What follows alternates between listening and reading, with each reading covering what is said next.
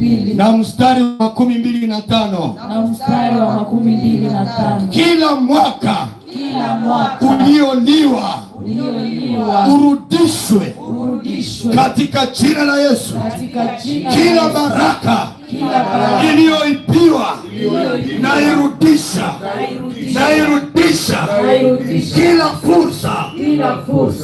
fursa iliyoharibika na irudisha. Leo naomba urejesho kamili, urejesho wa upendo, urejesho wa imani, urejesho wa furaha, urejesho wa kazi, urejesho wa wokovu, urejesho wa biashara, urejesho wa uchumi. Kila roho iliyoiba